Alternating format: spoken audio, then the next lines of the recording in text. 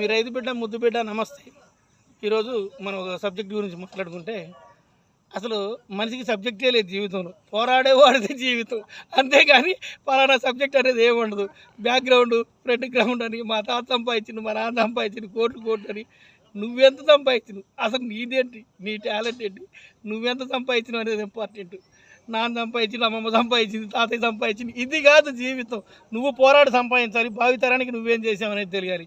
ఒక మంచి పని చేయాలి, ఏదో ఒక మంచి పని చేయాలి. ఖచ్చితంగా మంచి పని చేస్తే 10 మందికి ఒక స్కూలు, ఏదంటే ఒక గ్రామాన్ని డెవలప్ చేయడం, ఏదో ఒకటి చేయాలి. యువత లక్షలు సంపాదిస్తున్నారు, కానీ ఆ డబ్బులు ఎందుకు ఉపయోగిస్తున్నారు అనేది వాళ్ళకే తెలుసు. కాబట్టి మంచి పనులు చేయాలి. ఖచ్చితంగా మారుమూల గ్రామాలలో కనీసం చిన్న స్కూళ్ళన్నా కట్టియాలి. లేదంటే నీటి సదుపాయాలని గ్రామాలు ఎన్నో ఉన్నాయి, అటువంటి గ్రామాల్లో చిన్న బోర్లను వేయించాలి. కొంచెం 10 మంది కలిసి ఇటు ఏదో చిన్న పార్టీ మారేడుమిల్లి వచ్చినా, ఇటు భద్రాచలం వచ్చినా, ఎటు వచ్చినా కానీ ఇక్కడ ఎన్నో వెనకబడిన మారుమూల గ్రామాలు ఉన్నాయి. అటువంటి గ్రామాలలో ఒక పంపు, ఒక చిన్న బడు, ఏదో ఒకటి కట్టిస్తే అది భావితరాలకి మనం చేసిన ఒక మంచి బాట లాంటిది అయింది. అంతే.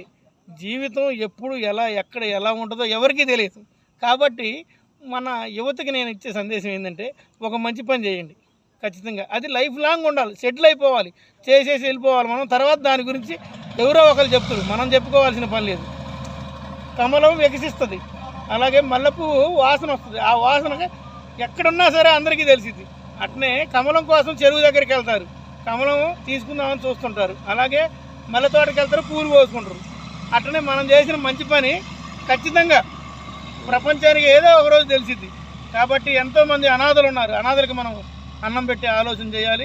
యువత మొత్తం ఖచ్చితంగా ముందుకు రావాలని కోరుకుంటున్నా. ఎంతోమంది సాఫ్ట్వేర్ లక్షలు సంపాదిస్తున్నారు. కాబట్టి ఒకసారి ప్రజల కోసం పోరాటం చేయండి. భావితరంలో చిన్నపిల్లలకు విద్య లేని వాళ్ళు ఎంతోమంది ఉన్నారు, వాళ్ళ కోసం కూడా కనీసం బలపాలు, పెన్నులు, పుస్తకాలు కొనేయడానికి చేయూతను అందించండి.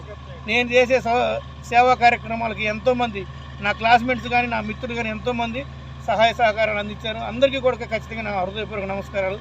ఖచ్చితంగా ఈ వీడియోని లైక్ చేయండి, షేర్ చేయండి, సబ్స్క్రైబ్ చేయండి. మీ ముద్దు బిడ్డ, రైతు బిడ్డ. జై శ్రీరామ్. ఉంటామని.